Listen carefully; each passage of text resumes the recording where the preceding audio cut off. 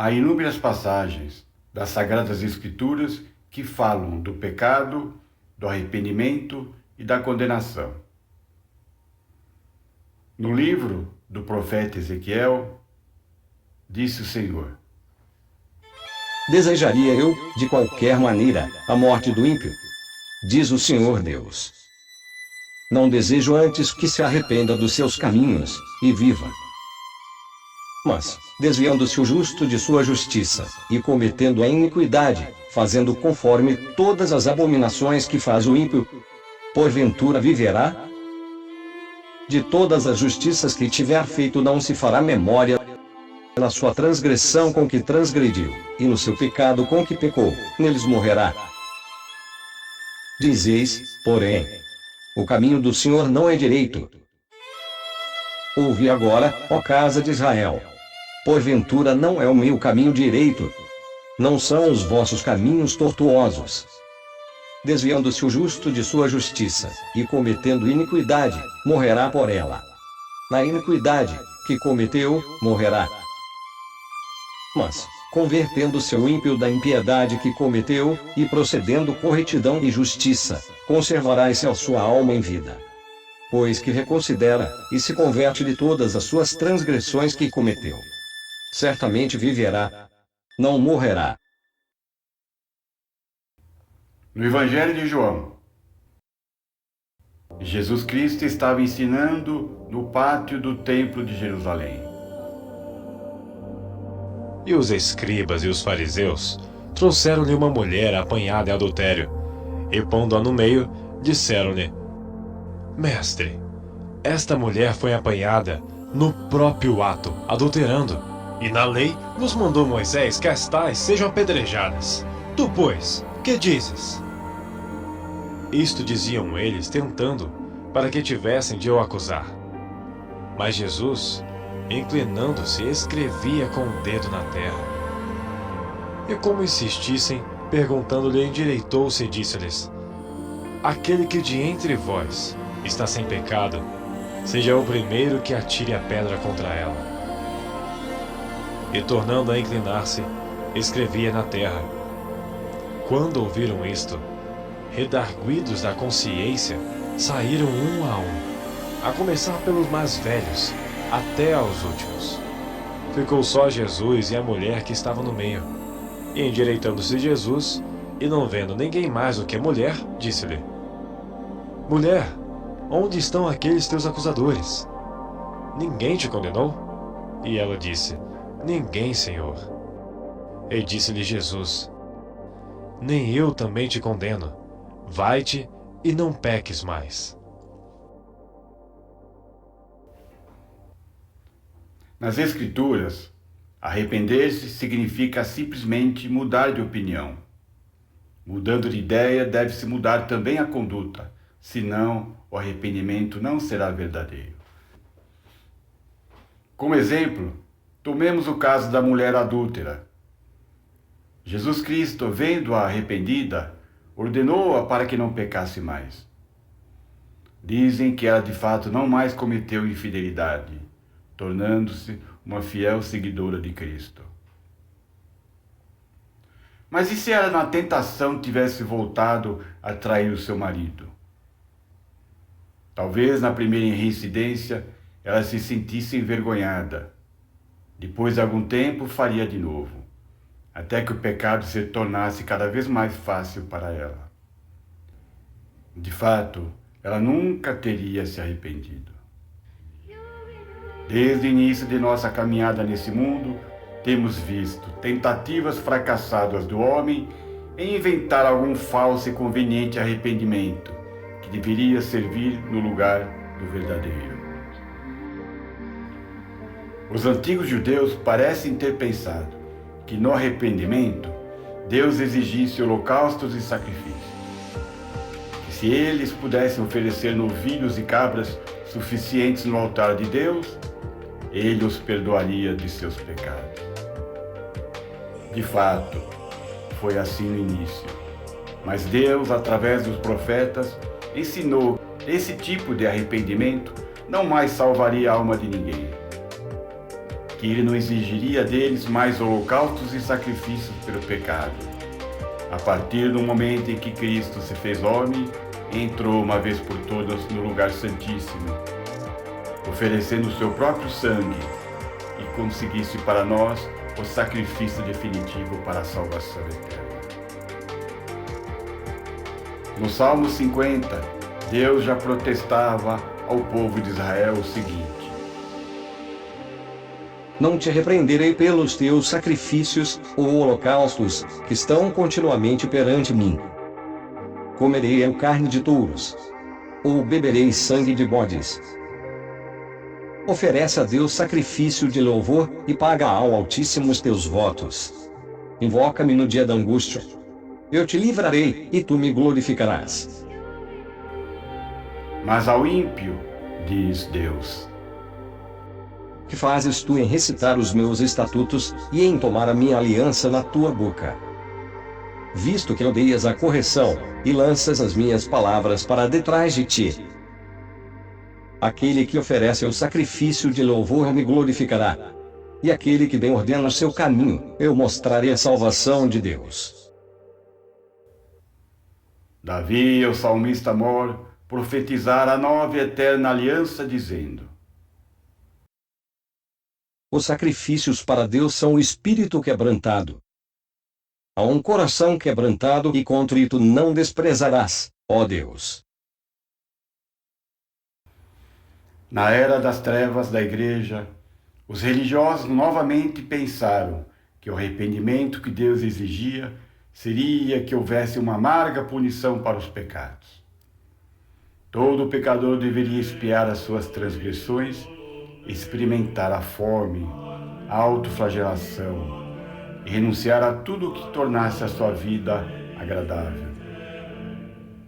E homens e mulheres, bons e piedosos, um verdadeiro ódio e horror ao pecado, tentaram isso. Mas descobriram que, tornando-se miseráveis, não tiravam seus pecados mais do que holocaustos e sacrifícios o fizeram após Cristo. Suas consciências não foram aliviadas, suas almas não foram confortadas, não obtiveram nenhuma certeza do amor de Deus. Desde então, apesar da igreja ter passado por uma renovação, ainda nos dias presentes, ela age com pouca maturidade espiritual, com o conceito de que o arrependimento signifique que o fiel deva confessar os seus pecados ao sacerdote e fazer alguma penitência por ele estabelecida. Sobre o pecado e o arrependimento, temos algumas indagações a fazer. Jesus Cristo, de fato, lavou os nossos pecados. Mas como apenas isso nos redime se eles ainda estão sendo cometidos? Se eles nem foram tirados de nossa própria vista, como Deus pode tirá-los da sua onisciente visão? Podemos estar habilitados para receber a justiça de Cristo, ao mesmo tempo em que estamos revestidos com a nossa própria injustiça? Não nos iludamos. Colheremos o que semearmos. Aquele que pratica a justiça é justo, e somente ele verdadeiramente se arrependeu. Mudou de ideia sobre o que deveria fazer e se afastou da maldade que cometeu. E agora fará o que é lícito e correto.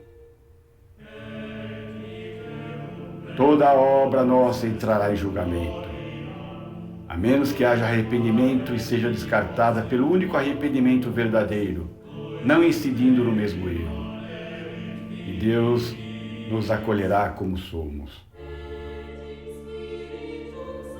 O testemunho de João Batista sobre o Cordeiro de Deus que tira os pecados do mundo é fiel e verdadeiro. Por causa de Cristo, o Cordeiro morto desde a fundação do mundo, há perdão completo, gratuito e perfeito para todo o pecado, quando o abandonarmos. Enquanto o homem não desistir de seus pecados, nenhuma oração, sacrifício, leitura, devoção de qualquer tipo irão eliminá-los. Enquanto ele pecar, ele ainda estará em seus pecados distante da salvação de sua alma. Quem afirmar o contrário disso, contradirá a própria palavra de Deus. Pois Deus é justo e verdadeiro, e portanto nos considera o que somos e o fará por toda a eternidade. Se fizermos o que é certo, poderemos ser felizes até mesmo em meio à tristeza. Se praticarmos o que é mal perante os olhos do Senhor, seremos miseráveis mesmo em meio aos prazeres mundanos. O livro do Apocalipse teve como destinação primária mensagens às 7 igrejas da Ásia Menor ali descritas. Basicamente, o número 7 nas Escrituras representa a totalidade, algo completo. Sendo assim, é a indicação de que o livro é atual para todas as igrejas de todas as épocas. E aquele que tem na sua destra as 7 estrelas e que anda até hoje no meio dos 7 castiçais de ouro, ou seja, da sua igreja, ordena que tanto o seu pastor quanto o seu rebanho se arrependam. Não há uma palavra na Bíblia que nos dê razão para supor que não seremos do outro mundo as mesmas pessoas que nos tornarmos neste mundo. Se formos injustos aqui, devemos, por tudo que sabemos ou podemos saber, tentar ser injustos lá. Se formos corruptos aqui, o seremos lá. Se formos orgulhosos aqui, seremos orgulhosos lá. Se formos egoístas aqui, seremos lá também. O que plantarmos aqui, lá colheremos.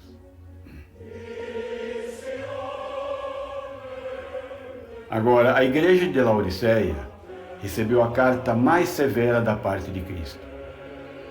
Diferentemente das outras igrejas, em Laodiceia não havia nada elogiável. Porém, o Senhor buscava restaurá-la e tinha um plano maravilhoso para ela, mas exortou-a a uma mudança urgente. Muitos teólogos concordam que as 7 igrejas descritas em Apocalipse representam a história da igreja cristã. Creio que isso seja verdade. A palavra dada a Laodiceia é uma mensagem absolutamente importante para os cristãos de hoje. A preponderante semelhança entre a igreja de Laodiceia e a igreja ocidental, com as suas denominações espalhadas por todo o mundo, não deve ser ignorada, apesar de ela apresentar um pouco de cada uma das realidades encontradas nas 7 igrejas descritas no livro. Na advertência de Cristo para a igreja de Laodiceia, disse o Senhor: E não sabes que és um desgraçado, e miserável e pobre, e cego e nu. Temos, pois, uma só atitude para a salvação: confessar a nossa necessidade do Espírito Santo agora, expor e receber a sua luz agora. Recusando-se a recebê-la, nossos pecados nos seguirão até o dia em que ela vier a nós. E então se seguirão os julgamentos, até que cada parte tenha sido cuidada com a sua purificação. Durante a sua primeira prisão em Roma, o apóstolo Paulo instruiu aos Efésios em sua epístola homônima sobre como os cristãos deveriam seguir a doutrina do Senhor e tudo que fosse necessário para a correta prática da vida cristã e as bênçãos celestiais que temos em Cristo Jesus. Devemos ser firmes em relação à vida do Senhor, interagindo com o próximo, sempre com generosidade e humildade, com amor e justiça, não se deixando influenciar por homens com palavras vãs e com falsas doutrinas. Mas foi na sua epístola aos Coríntios que Paulo, com seu espírito divinamente inspirado, escreveu as seguintes frases sobre o amor. Ainda que eu falasse a língua dos homens e dos anjos e não tivesse amor, seria como metal que soa ou como sino que tine. E ainda que tivesse o dom de profecia, e conhecesse todos os mistérios e toda a ciência, e ainda que tivesse toda a fé, de maneira tal que transportasse os montes, e não tivesse amor, nada seria. E ainda que distribuísse toda a minha fortuna para sustento dos pobres, e ainda que entregasse o meu corpo para ser queimado, e não tivesse amor, nada disso me aproveitaria. O amor é sofredor, é benigno. O amor não é invejoso. O amor não trata com leviandade, não se ensoberbece, não se porta com indecência, não busca os seus interesses, não se irrita, não suspeita mal, não folga com a injustiça, mas folga com a verdade. Tudo sofre, tudo crê, tudo espera, tudo suporta. O amor nunca falha. Cristo é o amor eterno. Parafraseando João o Evangelista, no princípio era o amor, e o amor estava com Deus, e o amor era Deus. Amém.